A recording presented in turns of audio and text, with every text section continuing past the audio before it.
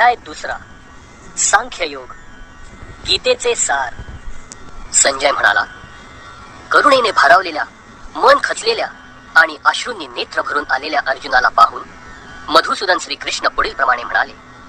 पुरुषोत्तम श्री भगवान म्हणाले, हे अर्जुना, तुझ्यामध्ये अशा अशुद्ध गोष्टी कशा आल्या? ज्या मनुष्याला जीवनाच्या मूल्यांचे ज्ञान आहे त्याला या गोष्टी मुळीच शोभत नाही. या गोष्टी मनुष्याला उच्चतर लोकात जाण्यात नाही, तर त्या त्याच्या दुष्कीर्तीला कारणीभूत होतात. हे पार, अशा हीन नपुसंकतेची कास धरू नकोस. असे करणे तुला शोभत नाही. अंतःकरणाचे असे क्षुद्र दुबळेपण सोडून दे आणि हे परंतप उठ. अर्जुन म्हणाला, चंद्रगुप्त, क्या तुम्हें पता है कि मनुष्य की सबसे बड़ी दुर्बलता क्या होती है? क्या आचार्य? हे हरिसूदन, हे मधुसूदन, मला पूजनीय असणाऱ्या भीष्म, द्रोणांसारख्या व्यक्तींवर मी बाणांनी प्रतिहल्ला कसा करू शकेन?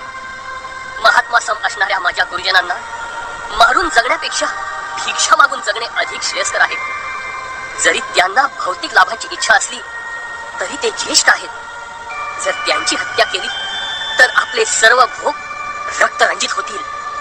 त्यांच्यावर विजय प्राप्त करणे की त्यांच्याकडून पराजित होणे, या दोहोंपैकी कोणती गोष्ट अधिक चांगली आहे हे आम्हाला कळत नाही. जर आम्ही धृतराष्ट्र पुत्रांची हत्या केली तर आम्हाला जगण्याची आवश्यकता नाही. तरी देखील युद्धभूमीमध्ये ते आमच्या समोरच उभे आहेत. माझ्या दुर्बलतेमुळे मी माझ्या कर्तव्याबद्दल गोंधळून गेलो आहे आणि माझी मनःशांती नष्ट झाली आहे. अशा स्थितीत माझ्यासाठी निश्चितपणे सर्वात श्रेयस्कर काय आहे याबद्दल मी तुम्हाला विचारित आहे. मी तुमचा शिष्य आहे आणि तुम्हाला शरण आलो आहे. कृपा करून मला उपदेश करा. ज्या योगे माझ्या इंद्रियांना शुष्क पडणाऱ्या शोकाला नाहीसे करता येईल असा उपायच मला दिसत नाही. स्वर्गातील देवांसारखे सर्व भौम्यत्व असलेले, वैभवशाली आणि प्रतिस्पर्धी नसलेले राज्य प्राप्त करून सुद्धा मला या शोकाचे निराकरण करता येणार नाही. संजय म्हणाला.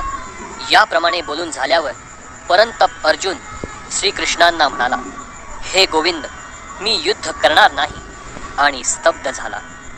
हे भरतवंशजा, त्यावेळी दोन्ही सैन्यांच्या मध्ये उभे राहून हास्य करीत श्रीकृष्ण खिन्न झालेल्या अर्जुनाला याप्रमाणे म्हणाले. पुरुषोत्तम भगवान म्हणाले, पंडिताप्रमाणे बोलताना तू जे शोक करण्यायोग्य नाही त्याबद्दल शोक करीत आहेस.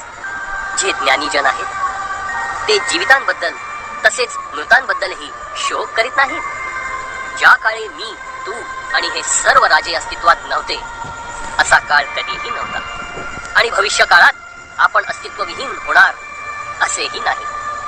ज्याप्रमाणे देहधारी आत्मा अविरतपणे या देहात बालपणापासून तारुण्यात आणि तारुण्यातून म्हातारपणात जात असतो, त्याचप्रमाणे मृत्यूनंतर जीवात्मा दुसऱ्या देहामध्ये प्रवेश करतो. अशा स्थित्यांतरामुळे धीर मनुष्य गोंधळून जात नाही. हे कौंतेया, तात्पुरती उत्पन्न होणारी आणि कालांतराने विनाश पावणारी जी सुखदुःखे आहेत ती हिवाळ्या व उन्हाळ्याच्या येण्या जाण्याप्रमाणे आहे. हे भरतवंशजा, ती सुखदुःखे इंद्रियांना होणाऱ्या जाणीवेपासून निर्माण होतात आणि मनुष्याने ती क्षुब्ध न होता सहन करण्यास शिकले पाहिजे.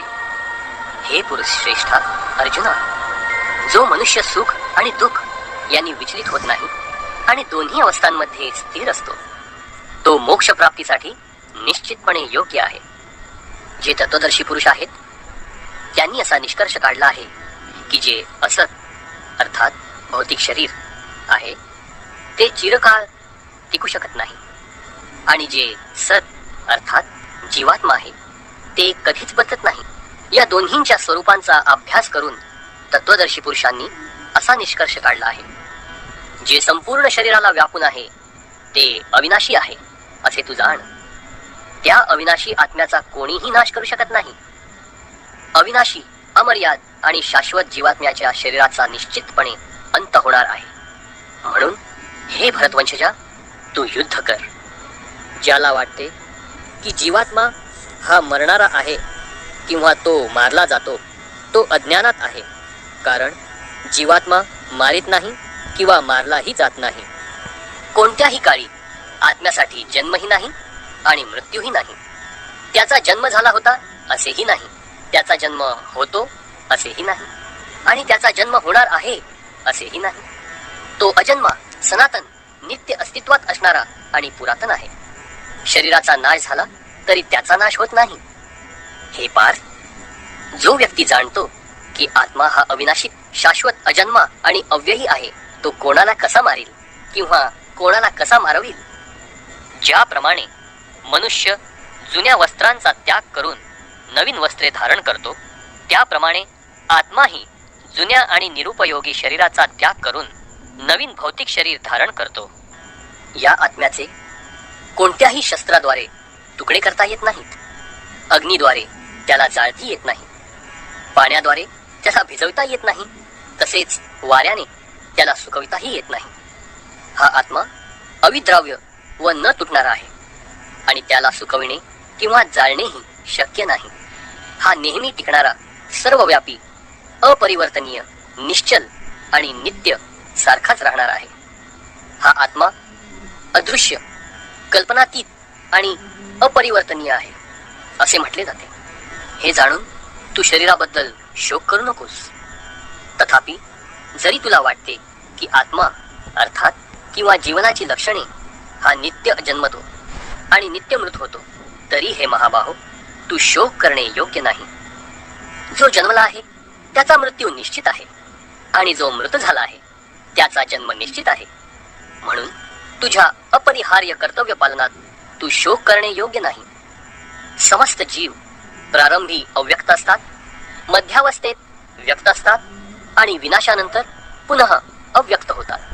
म्हणून शोक करण्याची काय आवश्यकता आहे? कोणी या आत्म्याकडे विस्मयकारक म्हणून पाहतात, कोणी याचे वर्णन अद्भुत म्हणून करतात, आणि कोणी याच्याबद्दल आश्चर्यकारक म्हणून ऐकतात. परंतु दुसरे असे आहेत की जे त्याच्याबद्दल ऐकल्यावरही त्याला मुळीच जाणू शकत नाही. हे भरतवंशजा, या देहामध्ये जो वास करतो त्याचा कधीच वध होऊ शकत नाही. म्हणून कोणत्याही प्राणीमात्रांसाठी तू शोक करण्याची आवश्यकताच नाही. क्षत्रिय या नात्याने तुझ्या विशिष्ट कर्तव्याचा विचार केला असता तू जाणले पाहिजे की तुला धर्मतत्वांसाठी युद्ध करण्यापेक्षा श्रेष्ठ असे इतर कोणतेही कार्य नाही. यास्तव तू संकोच करण्याची आवश्यकता नाही. हे पार्थ, ज्या क्षत्रियांना अशा युद्धाची संधी प्रयत्न न करताही येते ते खरोखरच सुखी आहेत, कारण या संधीमुळे त्यांच्यासाठी स्वर्गाची द्वारे सताड उघडी होतात. परंतु तू जर धर्मयुद्ध करण्याचे तुझे कर्तव्य केले नाहीस, तर कर्तव्य करण्यामध्ये निष्काळजीपणा केल्यामुळे तुला निश्चितपणे पाप लागेल, आणि याप्रमाणे योद्धा म्हणून तू तुझी कीर्ती गमावशील. लोक नेहमी तुझ्या अपयशाचे वर्णन करतील, आणि सन्मान्य व्यक्तीसाठी दुष्कीर्ती ही मृत्यूपेक्षाही भयंकर आहे. ज्या मोठमोठ्या महारथी सेनापतींनी तुझ्या नावलौकिकाची आणि यशाची वाखाणणी केली आहे, त्यांना वाटेल की केवळ भीतीमुळे तू रणांगण सोडले आहेस, आणि याप्रमाणे ते तुला तुच्छच समजतील. तुझे शत्रू अनेक अपमानास्पद शब्दात तुझे वर्णन करतील आणि तुझ्या योग्यतेचा उपहास करतील. याहून अधिक दुःखकर असे तुला काय आहे? हे कोणत्या रणभूमीवर तू मारला जाशील आणि तुला स्वर्ग प्राप्ती होईल, किंवा तू विजयश्री प्राप्त करून पृथ्वीचे साम्राज्य उपभोगशील. म्हणून दृढ निश्चयी होऊन उठ आणि युद्ध कर. सुख अथवा दुःख, लाभ अथवा हानी, जय अथवा पराजय याचा विचार न करता तू युद्धासाठी म्हणून युद्ध कर. असे केल्याने तुला पाप लागणार नाही. आतापर्यंत या ज्ञानाची पृथक कारणात्मक माहिती मी तुला सांगितली आहे. आता मी निष्काम कर्म कसे करावे याचे वर्णन करतो, ते ऐक. हे पार्था, जर तू या ज्ञानाच्या आधारे कार्य केलेस तर कर्मबंधनातून मुक्त होऊ शकशील. या प्रयत्नात कोणतेही नुकसान किंवा ऱ्हास नाही, आणि या मार्गातील अल्प प्रगतीनेही मनुष्याचे मोठ्या भयंकर भयापासून संरक्षण होऊ शकते. जे या मार्गावर असतात त्यांची बुद्धी दृढ निश्चयी असते आणि त्यांचे ध्येयही एक असते. हे प्रिय कुरुनंदन, जे डळमळीत वृत्तीचे असतात त्यांच्या बुद्धीला अनेक फाटे फुटलेले असतात. अल्पज्ञ लोक वेदांमधील अलंकारिक शब्दांवर अत्यंत आसक्त असतात, कारण त्यात स्वर्गाप्रत उन्नत होण्याकरिता निरनिराळी सकाम कर्मे, त्यापासून मिळणारा चांगला जन्म, शक्ती इत्यादींना मान्यता देण्यात आली आहे. ऐश्वर्यशाली जीवन आणि इंद्रिय तृप्तीची इच्छा असल्यामुळे ते म्हणतात की याहून अधिक महत्त्वपूर्ण असे काहीच नाही. जे लोक इंद्रिय तृप्ती आणि भौतिक ऐश्वर्यात अत्यंत आसक्त झाले आहेत आणि या गोष्टीमुळे जे मोहग्रस्त झाले आहेत, त्यांच्या मनामध्ये भगवंतांच्या भक्तिपूर्ण सेवेचा दृढ निश्चय होऊ शकत नाही. वेद प्रामुख्याने भौतिक प्रकृतीच्या 3 गुणांचे विवेचन करतात. हे अर्जुना, या 3 गुणांच्या पलीकडे स्थित हो, सर्व द्वंद्वांतून मुक्त हो आणि लाभ व रक्षण यांच्या काळजीतून मुक्त होऊन आत्मपरायण हो. लहान विहिरीद्वारे होऊ शकणारी सर्व कार्ये मोठ्या जलाशयाकडून त्वरित होऊ शकतात. त्याप्रमाणे ज्याला वेदांमागचा हेतू माहीत आहे, त्या ज्ञानी मनुष्याला वेदांशी संबंधित असलेली सर्व कार्ये सहजपणे प्राप्त होतात. तुझे नियत कर्म करण्याचा तुला अधिकार आहे, पण कर्मफलांवर तुझा अधिकार नाही. तुझ्या कर्मफलास तू कारणीभूत आहेस असे कधीही समजू नकोस. तसेच तुझे कर्तव्य न करण्यामध्येही तू आसक्त होऊ नकोस. हे अर्जुना, यश आणि अपयशाबद्दलच्या संपूर्ण आसक्तीचा त्याग करून समभावाने तुझे कर्म कर. अशा समभावालाच योग असे म्हटले जाते. हे धनंजया, भक्तिमय सेवेद्वारे सर्व निंद्य अशा कर्मांना दूर सार आणि त्या भावनेमध्येच भगवंतांना शरण जा. जे आपल्या कर्मफलांचा उपभोग घेऊ इच्छितात ते कृपणच आहेत. भक्तिपूर्ण सेवेमध्ये संलग्न झालेला मनुष्य या जन्मात सुद्धा चांगल्या आणि वाईट कर्मांपासून मुक्त होतो. म्हणून योगयुक्त होण्याचा प्रयत्न कर, कारण योग हेच सर्व कर्मातील कौशल्य आहे. याप्रमाणे भगवंतांच्या भक्तिपूर्ण सेवेमध्ये संलग्न होऊन महान ऋषीमुनी अथवा भक्तगण भौतिक जगातील कर्मफलातून मुक्त होतात. अशा रीतीने ते जन्म मृत्यूच्या चक्रातून मुक्त होतात आणि सर्व दुःखांच्या पलीकडील स्थानाची अर्थात भगवत धामाची प्राप्ती करतात. जेव्हा तुझी बुद्धी या मोहरूपी घनदाट अरण्याच्या पार होईल, तेव्हा तू जे सर्व ऐकलेले आहेस आणि जे सर्व ऐकावयाचे आहे त्या सर्वांबद्दल उदासीन होशील. जेव्हा तुझे मन वेदांच्या डौलदार अलंकारिक भाषेने विचलित होणार नाही आणि जेव्हा ते आत्मसाक्षात्कारामध्ये समाधिस्थ होईल, तेव्हा तुला दिव्य भावनेची प्राप्ती होईल. अर्जुन म्हणाला, हे कृष्ण, ज्याची भावना अशी समाधिस्थ झाली आहे त्याची लक्षणे काय आहेत? तो कसा आणि कोणत्या भाषेत बोलतो? तो बसतो कसा आणि चालतो कसा? श्री भगवान म्हणाले, हे पार्था, मानसिक तर्कवितर्कामुळे उत्पन्न झालेल्या इंद्रिय तृप्तीच्या सर्व प्रकारच्या इच्छांचा मनुष्य जेव्हा त्याग करतो आणि याप्रमाणे त्याचे शुद्ध झालेले मन जेव्हा केवळ आत्म्यामध्येच संतुष्ट होते, तेव्हा तो स्थितप्रज्ञ अर्थात विशुद्ध दिव्यावस्थेत स्थित झाला आहे असे म्हटले जाते.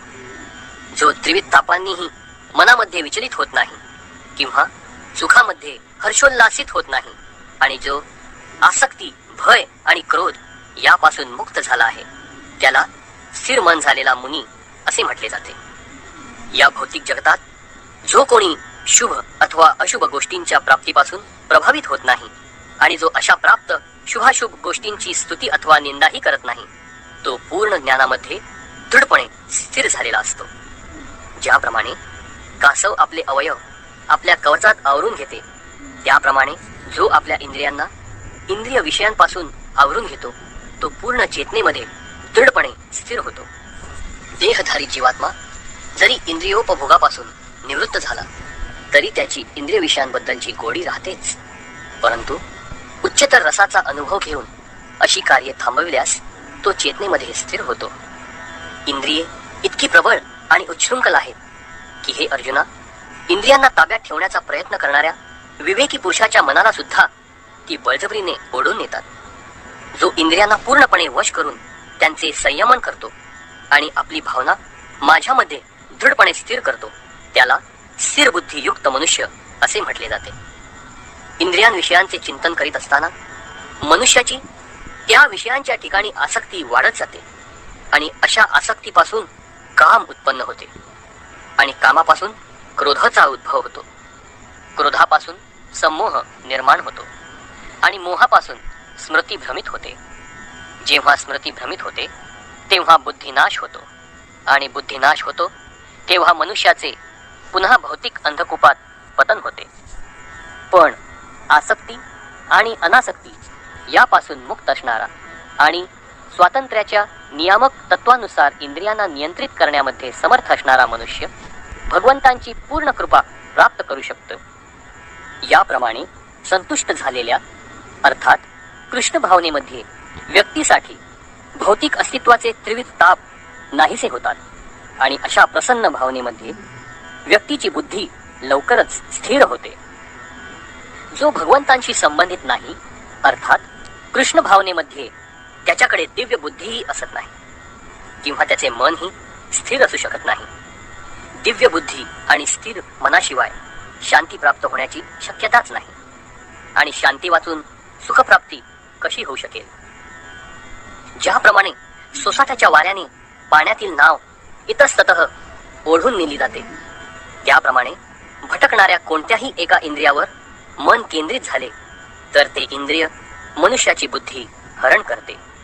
म्हणून हे महाबाहो, ज्याची इंद्रिये विषयापासून नियंत्रित केलेली असतात त्याची बुद्धी निश्चितपणे स्थिर झालेली असते. सर्व जीवांची जी रात्र असते ती आत्मसंयमी मनुष्याच्या जागृतीची वेळ असते आणि सर्व जीवांची जी जागृतीची वेळ असते ती आत्मनिरीक्षण करणाऱ्या मुनींची रात्र असते. ज्याप्रमाणे समुद्र हा नेहमी भरत असूनही शांत असतो त्याप्रमाणे जो मनुष्य समुद्रात अव्याहतपणे प्रवेश करणाऱ्या नद्यारूपी इच्छांच्या प्रवाहाने विचलित होत नाही केवळ तोच शांती प्राप्त करू शकतो. आणि अशा इच्छा तृप्त करण्यासाठी जो झगडतो त्याला शांती प्राप्त होत नाही. ज्या मनुष्याने इंद्रिय तृप्तीच्या सर्व इच्छांचा त्याग केला आहे, जो निस्पृह अथवा इच्छारहित जीवन जगत आहे, ज्याने पूर्णपणे स्वामित्वाच्या भावनांचा त्याग केला आहे, ज्याच्या ठिकाणी मिथ्या अहंकार नाही, तोच केवळ वास्तविक शांती प्राप्त करू शकतो. आध्यात्मिक आणि दिव्य जीवनाचा हाच मार्ग आहे आणि याची प्राप्ती झाल्यावर मनुष्य मोहित होत नाही. मृत्यूच्या शेवटच्या क्षणीही जर एखादा याप्रमाणे स्थित असेल तर तो भगवत धामात प्रवेश करू शकतो.